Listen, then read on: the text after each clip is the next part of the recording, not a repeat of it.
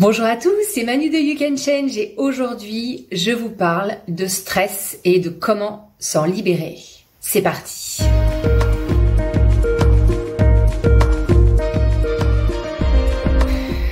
Pendant des années, j'ai été très stressée. C'est quelque chose que j'ai expérimenté dans mon quotidien. C'est quelque chose auquel j'étais complètement identifiée. Moi, je m'appelle Manu, je suis stressée. C'est ma nature, je suis comme ça, j'ai toujours été comme ça.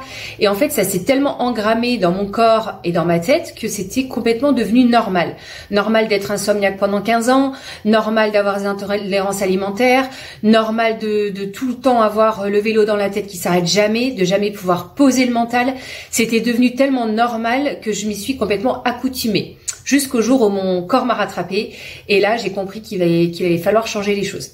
Alors ici je vais vous parler de mes 5 outils qui sont très faciles à mettre en place pour des personnes qui n'ont pas le temps, pour des personnes qui n'aiment pas méditer, pour les personnes qui ne sont pas super zen et que du coup pour tout ce concept là est trop difficile pour eux à mettre en place, pour des personnes qui sont submergées.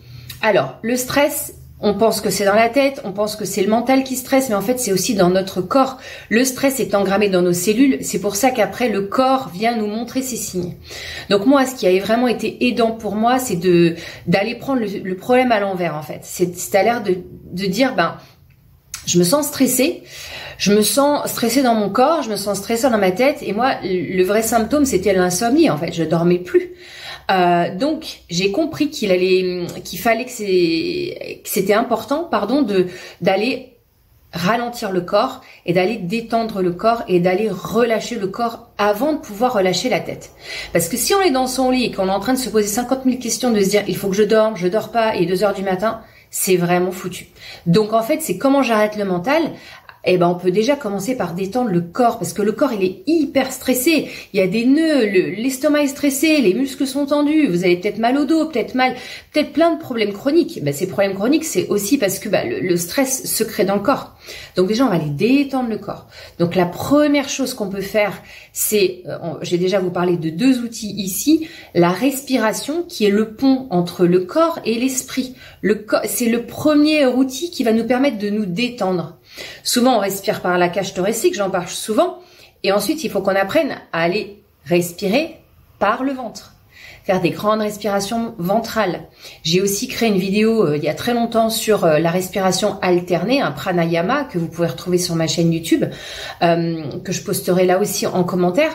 Mais c'est une respiration qui est un petit peu, on va dire, plus avancée. Si on commence par le basique, on vient respirer dans le ventre, on vient gonfler son ventre à l'inspiration et on vient vider l'air de son ventre et de ses poumons. Et on va le faire 10 fois. Et alors qu'on relâche, on va relâcher les épaules, relâcher le corps et on va pouvoir vraiment commencer à se détendre. Si on ferme les yeux, c'est mieux. On coupe un sens, c'est beaucoup plus efficace parce qu'on est vraiment connecté à notre respiration, connecté à notre corps. Et là, on peut commencer à détendre notre corps. Donc ça, c'est un outil qui prend 1 minute. 1 minute, c'est rien dans une journée, mais c'est tout dans la transformation et dans le relâchement du stress. Premier outil. Deuxième outil, la méditation. Tout le monde en parle, peu de gens le font, en tout cas peu en rituel. Moi, c'est ça qui m'a sauvée, c'est ça qui m'a complètement libérée du stress. Si vous voulez voir mon histoire, vous pouvez aller regarder mon parcours sur mon site, j'explique tout. C'est vraiment un chemin, mais moi, je suis passée de 0 minutes de méditation à l'âge de 37 ans à 40 minutes par jour, à raison de 2 sessions par jour pendant plus d'1 an et demi.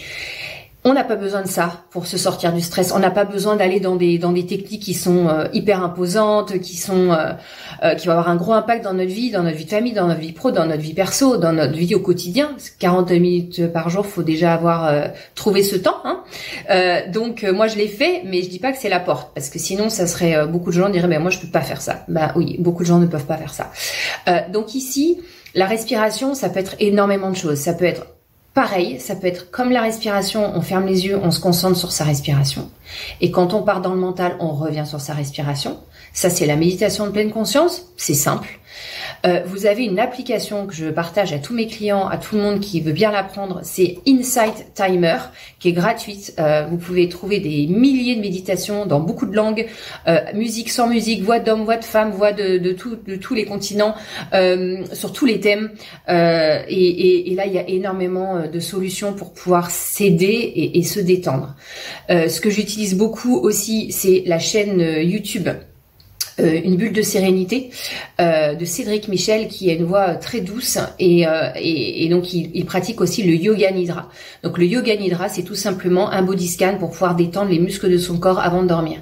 Et ça nous permet de lâcher le mental, ça nous permet de nous concentrer sur les parties du corps et d'aller relâcher le physique, qui nous permet de nous détendre et de pouvoir atteindre le sommeil. Pareil, c'est une pratique, une méditation une fois tous les trimestres ne marchera pas, mais par contre ça aide, et moi c'est quelque chose que j'utilise dès que j'ai des soucis de sommeil. Petite méditation et ça permet de détendre le cerveau, le mental, le corps et de partir dans le sommeil. Donc ça c'est mon deuxième outil. Mon troisième outil, c'est la gratitude. Quand ça ne va pas dans notre vie perso, dans notre vie pro, qu'on a des peurs, qu'on a des freins, qu'on a des blocages, on se relie à la gratitude. On dit merci pour tout ce qu'on a déjà. On dit merci pour les bonnes relations qu'on a. Et en fait, on vient changer de prisme, changer de vision, changer d'émotion sur ce qu'on est en train de vivre. Pareil, la pratique de la gratitude, tous les jours, c'est vraiment, ça change la vie. Je vous ai déjà parlé du livre de la magie, j'en ai fait toute une vidéo sur ça. Pareil, c'est sur ma chaîne YouTube, allez la regarder. C'est un livre qui pour moi est un livre initiatique que j'utilise beaucoup, c'est un outil, ce n'est pas un livre à lire, c'est un livre à pratiquer, à mettre en pratique. 28 jours de gratitude c'est un challenge sur 28 jours, ça transforme la vie. Ça fait 6 fois que je le fais, à chaque fois j'ai des vraies transformations, j'ai des choses qui se débloquent dans ma vie, dans tous les domaines de ma vie, en fonction de sur quoi je travaille. Et ce livre, en fait, il vient vraiment aider à aller mettre de la gratitude sur là où ça bloque, en fait. Pas besoin de lire le livre, pas besoin de faire la gratitude si vous n'avez pas le temps.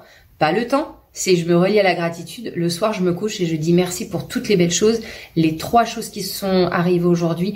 Mais je me le dis avec beaucoup d'amour et beaucoup de gratitude. C'est-à-dire que je le ressens dans mon corps. Quand je dis merci, c'est pas juste des mots dans le mental, c'est waouh, merci beaucoup pour ça, je viens le ressentir. Et là, on change de vibration et là, boum, effet boomerang, l'énergie va se transformer autour de nous, donc on va forcément attirer des nouvelles choses dans nos vies. Troisième outil, la gratitude. Quatrième outil, l'écriture libre, l'écriture intuitive pour aller libérer les émotions. Pareil, c'est un outil, on n'a pas besoin de l'utiliser tous les jours, mais de l'ancrer, c'est bien dès le départ. Donc là, j'ai pas mal de clientes qui sont partis sur le petit challenge 3 pages par jour. Écrire 3 pages par jour, c'est vraiment quelque chose qui est pas évident à mettre en place au départ, mais moi je le fais de temps en temps, je le fais pas tous les jours, mais je l'ai fait beaucoup pendant très longtemps.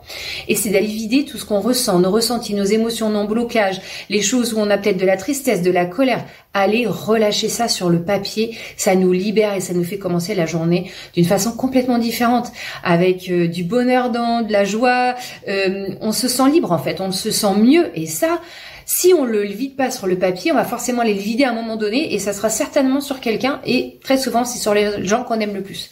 Donc je vous déconseille de faire ça, mais par contre je vous conseille d'aller libérer ça en pratiquant l'écriture intuitive ou l'écriture libre. Enfin, pour terminer, l'outil qui est pour moi un des plus importants, ils sont tous importants, mais c'est de poser une intention. Je me réveille le matin, je fais un petit scan de moi-même. Comment je me sens physiquement, comment je me sens émotionnellement, de quoi j'ai besoin. Et de là, je vais poser une intention. J'ai fait toute une vidéo sur l'intention, vous irez voir sur ma chaîne YouTube, mais je pose une intention, de quoi j'ai besoin aujourd'hui. Comment j'ai envie que ma journée soit. Donc, ne pas faire, mais être.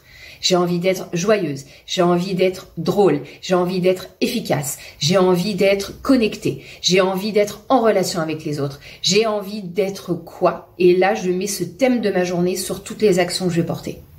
Pareil, c'est vous qui prenez le contrôle sur votre mental et sur vos émotions. Si on part dans sa journée, la tête dans le guidon, si rien de tout ça n'est fait, en fait, on va subir. Il y a une part de nous qui va subir parce qu'on n'est pas centré, on est décentré sur ce qu'on vit, ce qui vient nous faire vivre de l'extérieur. Et comme on n'a rien recentré, qu'on n'a pas posé d'intention, qu'on n'a rien vidé, qu'on n'est pas dans la gratitude et qu'on est plein de blocages, ben la vie elle nous renvoie exactement ça. Donc en fait on vit en boucle toutes les choses qui nous bloquent. Voilà mes 5 petits rituels pour une vie sereine. Ces rituels, je les explique dans un e-book qui est sur mon site que vous pouvez télécharger gratuitement. Je vais vous aussi mettre le lien aussi en bas de cette vidéo.